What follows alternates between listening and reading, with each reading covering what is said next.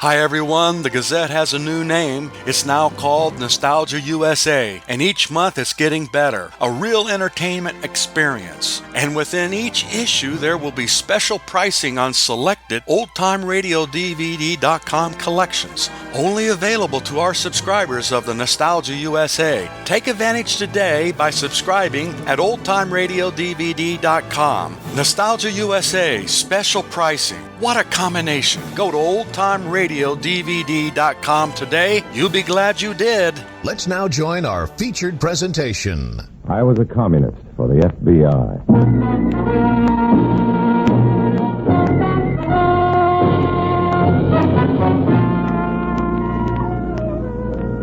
Starring Dana Andrews in an exciting tale of danger and espionage.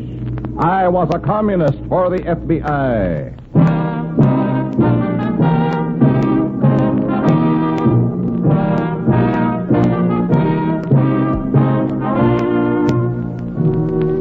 You are about to hear a strange story. Names, dates, and places are, for obvious reasons, fictional. But many of these incidents are based on the actual experiences of Matt Cvetic, who for 9 fantastic years lived as a communist for the FBI. Here is our star, Dana Andrews, as Matt Cvetic. Treachery and betrayal are hard to live with, but for 9 years they were my companions as I posed as a communist for the FBI. Freedom is never cheap, however, and I know that no matter what price I had to pay, the Reds had to be exposed and stopped. For unless we stamp out the party's subversive activities, freedom in America will die as surely as tomorrow. In a moment, listen to Dana Andrews as Matt Cvetic, Undercover Man.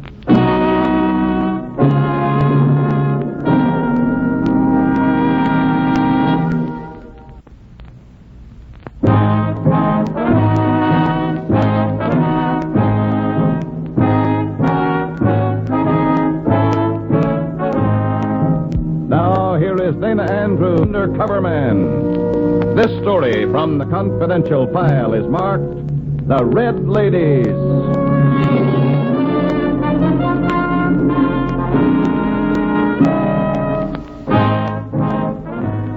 The party ordered me to Midwest City. I was to help a club called the Women's Peace League spread the commie doctrine of peace at any price. The club sent a committee to welcome me at my hotel. The committee was made up of 3 expensively dressed ladies, 2 middle-aged, 1 young, and none looking like Red sympathizers. I'm Mrs. Fisher, Mr. Cvetic. This is Mrs. Vane. Delighted, Mr. Cvetic. My pleasure. And Miss Keeling. Edith, please. How do you do? Very happy to meet you, Edith. Yes, well, you're here to help us, Mr. Cvetic.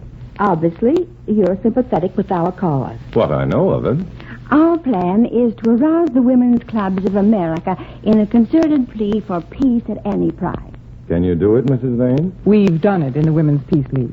It's a large club, but we've gotten control of it. All we have to do is duplicate it in other clubs. Here, in other... And then? And then we get the clubs to unite in peace demonstrations. Wires, telegrams to congressmen, picket lines around the White House. I see. It's a procedure I've been well taught. Is that why I'm here? No, we're well organized already.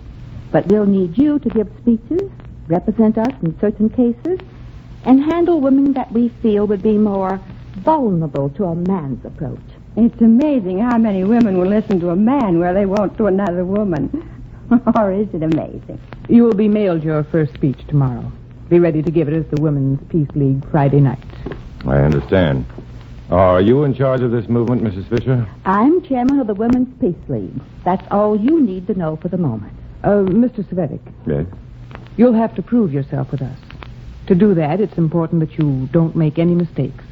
And that you don't become too curious. Am I quite clear? Edith, you couldn't be clearer.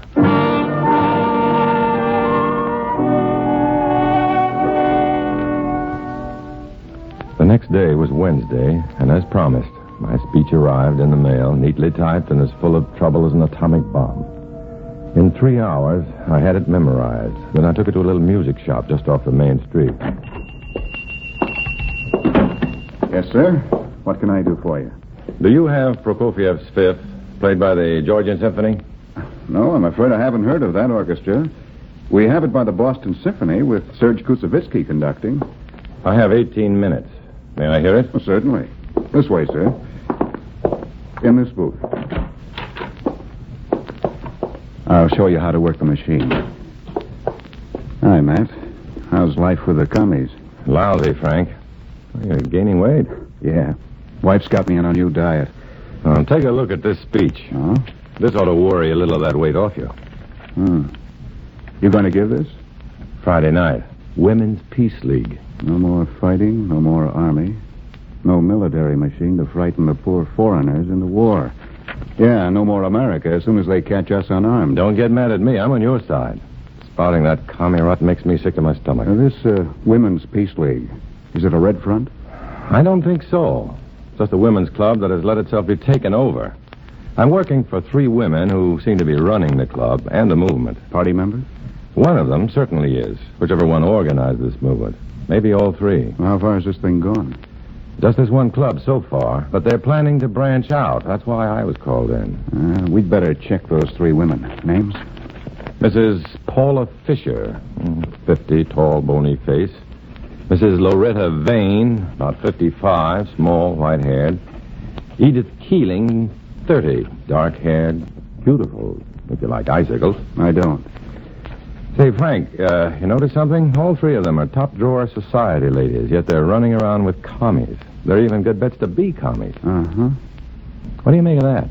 That's what we want you to tell us, Matt.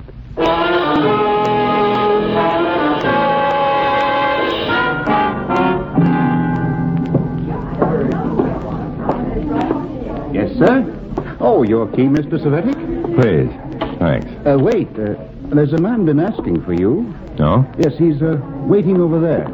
The one in the chauffeur's uniform standing by the potted pond. Oh, yeah, I see him. Thanks. Be careful, sir. That bulge under his arm isn't exactly muscle. Oh, thanks again. Compliments of the house, Mr. Cvetic. We hate to lose a good customer. Looking for me?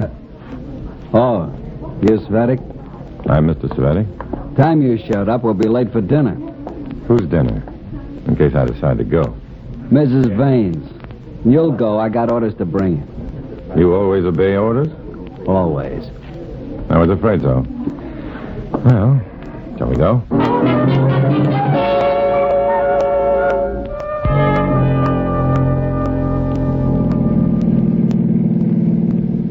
Sweet buggy, huh? 90 and she just sings. You want to fly? Why don't you get an airplane?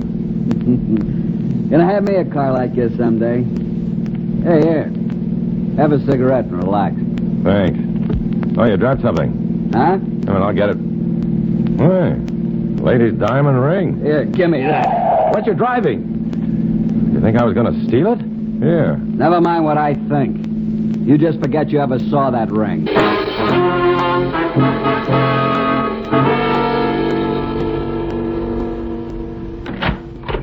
Oh, good evening, Mr. Cvetic. Oh, put the car away, Tommy. Tommy didn't say you'd be here. Would it have made any difference? Not the way he put the invitation. Sit here. Mrs. Vane will be down in a moment. Sure. You mind if I call you Matt? Not at all. When we're more friendly, you can call me Edie. Are we going to become more friendly? Is there any reason why not? Lots of reasons. I don't make friends with people who don't trust me, or who send me invitations backed up by a hoodlum's gun. Well, Tommy is a little impetuous. Want to hear my name for him? No. No, I'll tell you anyway. He's not a chauffeur. No servant ever talked the way he did. I'm betting he's a strong-arm man for the MVD. Let's say he's a handyman. He does a lot of things for Mrs. Fisher, Mrs. Vane, and I that we can't do ourselves. Not and remain ladies, that is. And you are ladies, aren't you, Edith? Edie, I'm feeling very friendly. This, too? I beg your pardon? Edith, it's got whiskers. Girl gets boy alone, girl gets friendly, boy tells all. Only, what is it I'm supposed to tell? Pretty obvious, huh? Obvious enough. Your charms are usually much more effective. Good evening, Mr. Cvetic. Good evening, Mrs. Vane. You're just in time. I told you he was a smart young man, Edith. Well, now we know he is.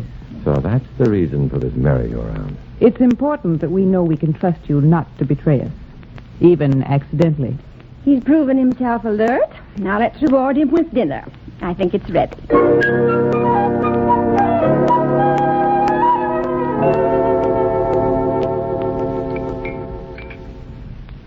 It's a wonderful dinner, Mrs. Vane. Thank you. I'll tell Cook you enjoyed it. Me too. But I'm afraid I must go now. Mrs. Fisher's expecting me. Oh, can Tommy drive me? Of course. He'll be back in plenty of time to take you to your hotel, Mrs. Cvetic. Sorry to run. Good night, Matt. Good night.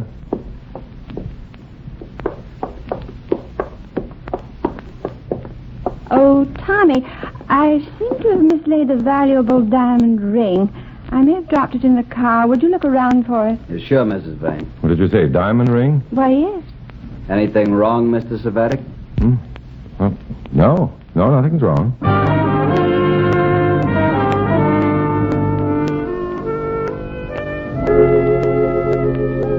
Tommy had taken Mrs. Vane's ring. There wasn't much doubt of that. But it was no time to get involved with the exposure of a petty thief. I needed information, and of the three women, Mrs. Vane seemed the least likely to be a red. So I took the chance of pumping her with questions when we were alone. She was charming, agreeable, but after an hour, I still had learned nothing. Do you like my house, Mr. Cvetic? Well, it's lovely, Mrs. Vane, like its mistress. Why, thank you. How soon do we start our campaign? Soon. You know, Mr. Cvetic, it's fortunate for you that I'm not Edith or Mrs. Fisher. Questions like that would annoy them madly. No, I didn't realize it. Oh, it's all right. I'm afraid I'll never be like them. No suspicions. I'm not the type.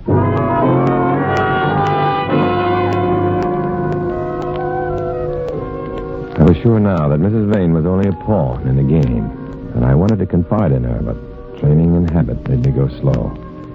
Then Tommy returned to take me back to my hotel, and the opportunity was lost for the moment. You like the old dame, don't you? Yeah, she's a very sweet woman. Tell her about the ring? No. Thanks. One I owe you. Forget it. Stupid play on my part.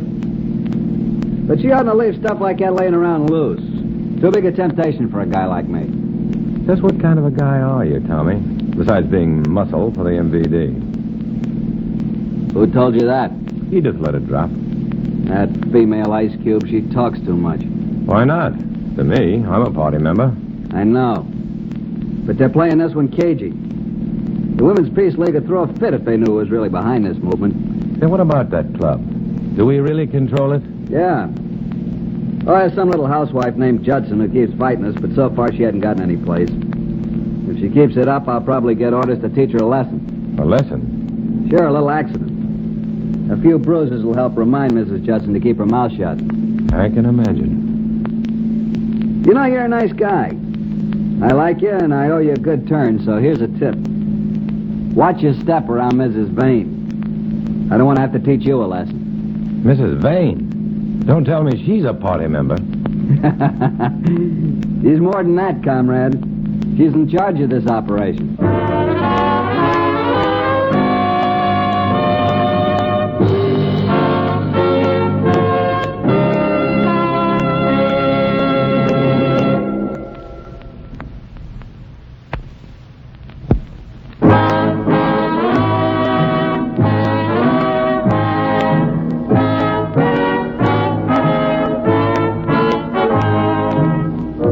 Back to Dana Andrews, starring as Matt Cvetic in I Was a Communist for the FBI, and the second act of our story.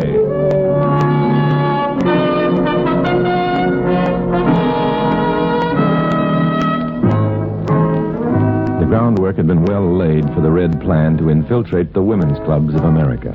In Midwest City, the Reds had taken over the Women's Peace League as a start.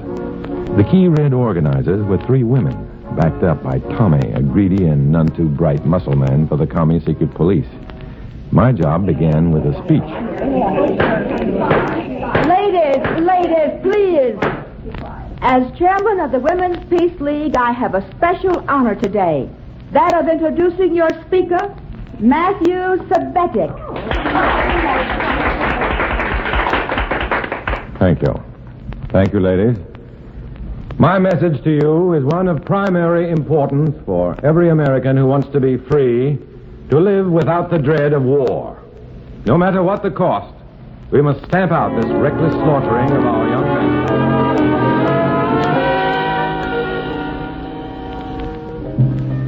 It was sickening propaganda and lies all mixed up neatly with half-truths and emotionalism. I hated it, but I had to keep playing the red game. After the meeting, I reported to my FBI contact. FBI report came in on those 3 women, Matt. And nothing on any of them. Well, yeah. They're still Reds, all right. But this is one of the party's secret cells. Mrs. Vane heads it. Can you prove this? Not a word. But I'm right, Frank. And if we can expose Mrs. Vane as a commie, this whole plan will fall apart like a house of cards. Well, you said there's no proof. There's proof in one place. The communist MVD files in New York. Oh, swell. That's a big help. I think there's a way to get that proof. This job is getting you, Matt. The MVD wouldn't let you get near those files. No, of course not. But they would permit another MVD man to look at them. And Tommy, that's Mrs. Vane's so-called chauffeur, is an MVD goon boy. So? Tommy's not very long on brains, and he's the greedy type. He even swiped a ring of Mrs. Vane's. What? I'm pretty sure that the temptation of big money would be stronger than his party loyalty. Like a lot of Reds, Tommy's in the party only for what he can get out of it. Go on. Well, despite the fact that she's a communist, Mrs. Vane is wealthy, Frank. Very wealthy. With proof of her being a commie, Tommy and I could blackmail Mrs. Vane for plenty. Oh, now, look, Matt, we can't okay anything like that. Hey, Frank, stop it. I'm not going to actually blackmail her. All I want to do is make a deal with Tommy so he thinks we are. Long enough for him to steal her record from the MVD files. And then when you get your hands on her record... I give it to you and send copies to a smart little housewife named Mrs. Judson. Who? One of the members of the Women's Peace League who won't give in to the commie propaganda. She's dying to get her claws into the Reds that have taken over that club. And I want to give her that chance. Yeah. Yeah, sounds good, Matt. Go ahead.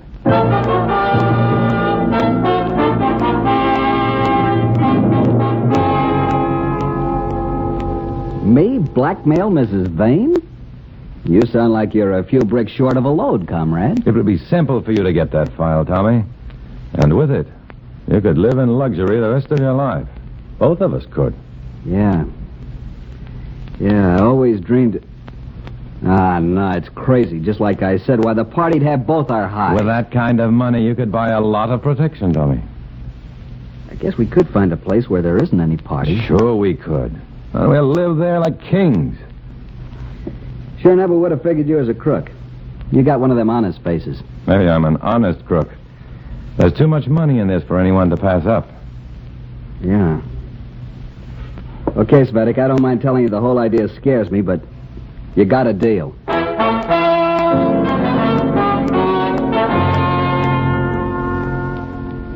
Tuesday was Tommy's day off, and at 8:15 in the morning, he caught the New York plane. If all went well, he was due back that night, so I stayed in my hotel room and waited. Then at 10 o'clock, I had a caller. But it wasn't Tommy. Good evening. May I come in? Why, certainly, Mrs. Vane. We are calling a special meeting of the Women's Peace League tomorrow night to vote on starting our campaign on a national basis. Well, that's good news, Mrs. Vane. In private, you may call me Comrade. Comrade? You? The party member? For much longer than you. And I'm the head of this operation.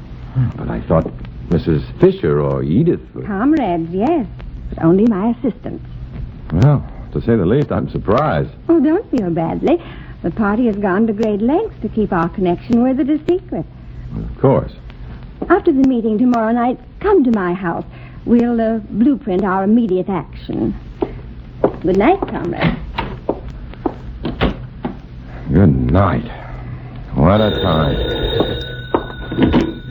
Yes? Cvetic, you alone? Yeah. Did you get it? I couldn't get the whole file. Too risky. But I got enough to prove she's a party member. Good work. Where are you? Right down the lobby. I'll come right The on. lobby. Hey, get out of that quick. Mrs. Vane's on her way down. Oh, no. Look, I ain't keeping this stuff on me. It's too dangerous. You keep it. I'll leave it at the desk in your name.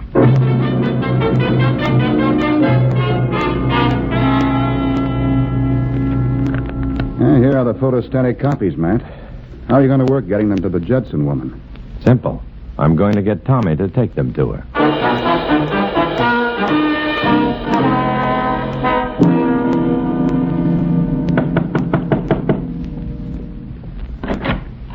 Hi, Matt. All clear? Sure. Come in. You get the stuff? It's locked in the hotel safe. Stop worrying. I won't stop worrying until this thing's over with. When do we put the bite on Mrs. Vane? Tomorrow. Why not now? Why wait? Take it easy. Too much is going on. Just play like nothing's up until tomorrow. Yeah, maybe you're right. Tonight's a bad time. It sure is, Tommy. Well, I'll see you at the meeting.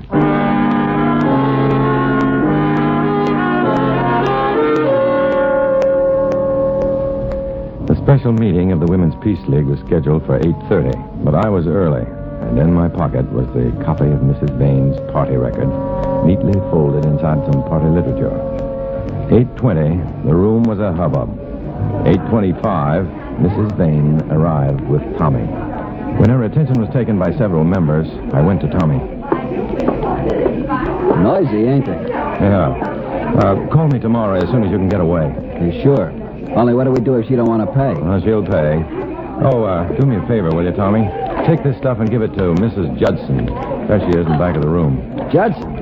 What the devil are you giving her? Just some party literature. Mrs. Vane thinks if Mrs. Judson reads it, she might become converted. Well, I'll give it to her, but it sounds like a waste of time. I hope not, Tommy. Oh, Mrs. Vane. Good evening, Mrs. Cvetic.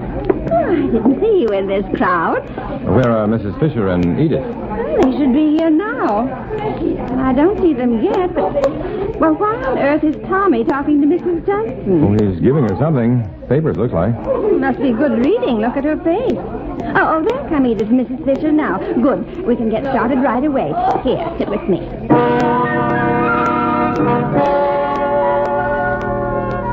Mrs. Fisher wasted no time in calling the meeting to order, and Tommy ducked outside to avoid listening to the talk. He should have stayed. It promised to be a very interesting meeting. Fellow members of the Women's Peace League, in order to get at the business of this special meeting sooner, we'll dispense with the usual formalities of roll call. Mrs. Chairman? The chair recognizes Mrs. Judson. Before the club votes on this proposed project, I believe it's my privilege to raise a question. Not unless it is pertinent to It is very pertinent. Oh, very well, if you insist, Mrs. Judson. You have the floor. Thank you. My question is to you, Mrs. Vane. Me? Well, please go ahead, Mrs. Judson. I'll be happy to answer, if I can. I'm sure you can. First, you, along with Miss Keeling and Mrs. Fisher, are the sponsors of this suggested campaign. Is that right? Certainly. I'm quite proud of the fact. Because it represents what you believe in and what you stand for. Is that correct? Yes. Ladies of this club, something was brought to my attention that I believe you should know. To some of you, obviously, this will come as no surprise. But to most of you, those of you who have only been misguided, it will be more than a surprise. It will be a shock. I have in my possession at this moment the Communist Party record of Mrs. Loretta Vane. No, that's not true. She can't have. Lady! Mrs. Vane, we better get out of here and fast. Follow me. I'll get you to your car.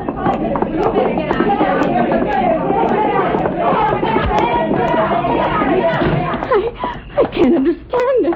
How could you get my record? No one... Hey, what's the matter? What's going on? You did it.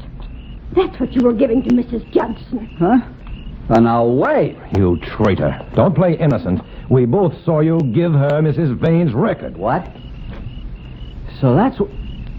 Cvetic, I'm going to kill you for this. Look out, he's got a gun. Nice work, comrade. Hold him. I'll bring up the car. The party's going to want a long talk with Tommy. Yeah. Tommy? You slugged me. My pleasure. You're a spy.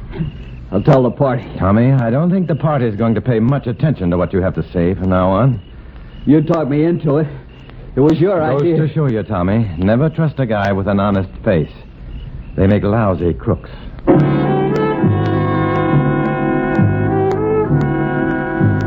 It was over. Mrs. Vane's plan was ruined. And she'd been exposed for what she was, a communist. And scratch one commie goon. The party would see to that. The way I had to work wasn't pleasant. No one brought up on the principles of fair play and decency could enjoy it. But for the sake of freedom for 150 million Americans, it had to be done. And by a man like me, who in the midst of his enemies would always walk alone.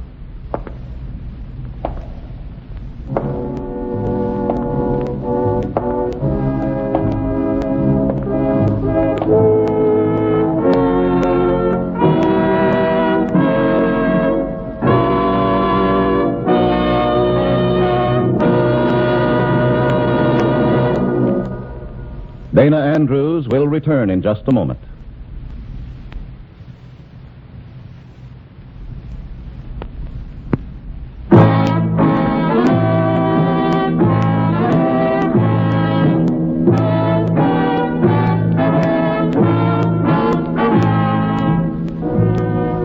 This is Dana Andrews. A long time ago, our forefathers fought and died so that we might be born in a country where everyone has the rights of freedom. To speak, to think, and to pray in his own way. It's a precious heritage. Let's be sure we don't throw it away. Join us next week for another thrilling chapter from the files of Matthew Cvetic, won't you?